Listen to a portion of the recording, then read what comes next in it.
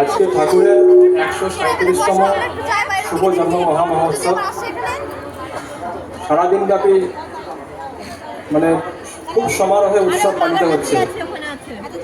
বিশাল আনন্দে নবদ্বীপবাসী এবং তৎসহ আশেপাশে অঞ্চল থেকে সবাই গা ভাসিয়েছে। আসলে কি মানে আনন্দে সবাই থাকতে চাই আমরা। আমাদের মধ্যে যেটুকু দুঃখ আসে, যেটুকু ব্যথা আমরা পাই, সেটা কিন্তু আমরা ওভারকাম করার জন্য খুব চেষ্টা করি এবং আবার সেই সুখের মধ্যেই বা আনন্দের মধ্যেই যেতে আমরা চাই। কিন্তু আনন্দ বা সুখটা যাতে দীর্ঘস্থায়ী হয় সেটা আমরা সেটা এই ওয়েটা আমরা পরিপালন করতে পারি না। আমাদের যে নিজস্ব যেসব চিন্তাভাবনা আছে, নিজস্ব যে চলচলন আছে, খেয়াল আছে, সেই খেয়ালগুলো বা যেগুলো আমরা তাদের মতো করেই চলতে চাই। আমরা ধরুন, আমি শিক্ষকের কাছে ভর্তি হলাম পড়াশোনা শেখার জন্য। টিচার আমাকে বলছেন যে তুমি এই পড়াটা করে এসো, এই পড়াটা করলে তোমার পরীক্ষায় পাস হবে। আমি কি করলাম, আমি নিজের মতো করে একটা অন্যরকম পড়াশোনা করলাম। আমি তারপর দেখা গেল পরীক্ষার সময় আমার যে প্রশ্ন এলো আমি পারলাম না। তখন ভাবলাম যে টিচারের কাছে তো ভর্তি হলাম, নামি দামি টিচার, কিন্তু পরীক্ষায় তো ভালো রেজাল্ট করতে পারলাম না। আসল কথাটা হচ্ছে টিচার আমাকে যেটা বলে দিয়েছিলেন সেটা কিন্তু আমি শুনলাম না। আমি নিজের মতো করে চালচলন করে, নিজের মতো করে অভ্যাস করে একটা অন্য পড়া করলাম এবং অ্যাজ ইউজুয়াল আমি পরীক্ষায় ভালো রেজাল্ট করতে পারলাম না। আর দোষ হলো কিন্তু টিচারের। এটা সবাই আমরা কম বেশি অনুধাবন করি, বুঝতেও পারি যে আজকে আমরা ঠাকুরের দীক্ষা নিয়েছি। ঠাকুর আমাদের যেমনভাবে চলতে বলছেন, যেমনভাবে হতে বলছেন, আমরা কিন্তু অতটা করি না। কিন্তু এটাও ঠিক, যেটুকু আমরা করি ঠিক সেটুকুই আমরা কিন্তু পাই। আমরা কিন্তু সেটা পরে অনুধাবনও করতে পারি। ঠাকুর তুমি দয়া করলে বা কৃপা করলে। ঠাকুর বলেছেন যে দয়া বা কৃপা এগুলো কিন্তু এমনি এমনি হয় না। দয়া মানে হচ্ছে দিয়ে পাওয়া, আর কৃপা মানে হচ্ছে করে পাওয়া। আমি ঠিক যেটুকু দেবো, আমার পরিশ্রম দেবো, আমার চিন্তা দেবো, যেটুকু সুচিন্তা, যেটুকু পরিশ্রম দিয়ে আমি যেটুকু করবো সেটুকুই কিন্তু হবে। কৃপা মানেও তাই করে পাওয়া, ঠাকুর তাই বলেছেন। তাহলে আমরা যেটুকুই করবো, সেটুকুই কিন্তু পাবো। তাহলে আর আলাদা করে কিন্তু আর কিছু নেই যে ঠাকুর আমাকে দয়া করো, ঠাকুর আমায় কৃপা করো। সে দয়া কৃপা কিন্তু আমি পাবো না যদি না ঠাকুরের কথা মতো, ঠাকুর কিন্তু একজন সেই শিক্ষক হিসেবেই আমাকে দেখতে হবে। তিনি যেহেতু গুরু, তিনি হচ্ছেন ফুলফিলার অফ দ্য বেস্ট। তিনি সব কিছু ফুলফিল করেন।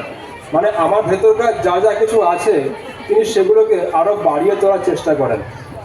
ধরুন কেউ ভালো গান করে, এই সামনে ছোট ছোট ভাইরা গান করছিল, এই গানের যে যার মাহাত্ম্য বা তার যে স্ফুরণ সেটা কিন্তু আস্তে আস্তে বৃদ্ধিপ্রাপ্ত হচ্ছে।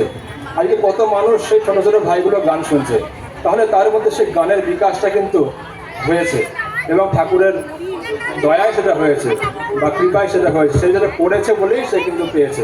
তাহলে আজকে আমাদের মধ্যে এই কর্মময় জগতে কিন্তু আমাদের করেই পেতে হবে। সব কিছুই এমনি এমনি হয় না। ঠাকুর বলেছেন অলৌকিক বলে কিছু নেই। আমরা অনেক সময় বুঝতে পারি বিভিন্ন চলাফেরায় যে ঠাকুর যেন কিছু আমাদের অলৌকিকভাবে দয়া করে দিলেন।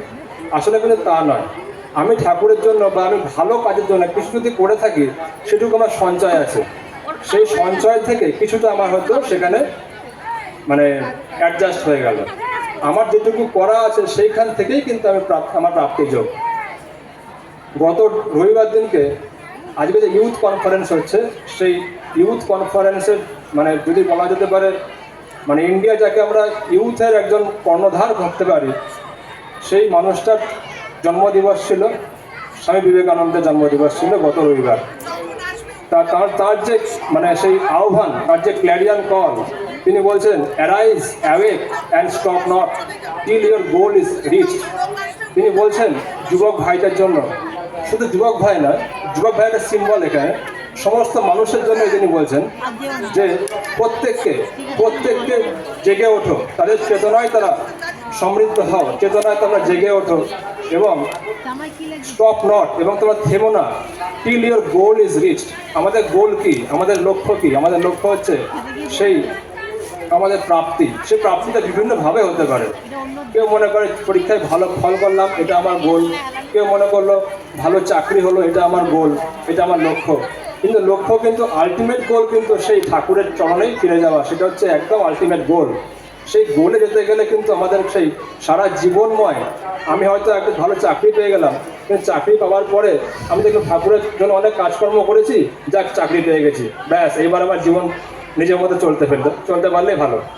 তাহলে দেখা গেল চাকরি পাওয়ার পরে বা ভালো একটা ব্যবসা করবার পরে তাহলে আমার নিজের খামখেয়ালে চলে এলাম, তখন কিন্তু আমি ঠাকুরের কথা শুনলামও না, বা আমার নিজের মতো করে চলতে ফিরতে গিয়ে আমি একটা মহা বিপদে পড়লাম।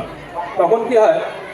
তাই বলতে হয় যে সারা জীবনব্যাপী আমাদের যে কর্ম, সারা জীবনময় আমাদের সুকর্ম করতেই হবে, তবেই কিন্তু সেই গোলে পৌঁছানো যাবে। জয় গুরু, সবাইকে, সবাই ভালো থাকবে।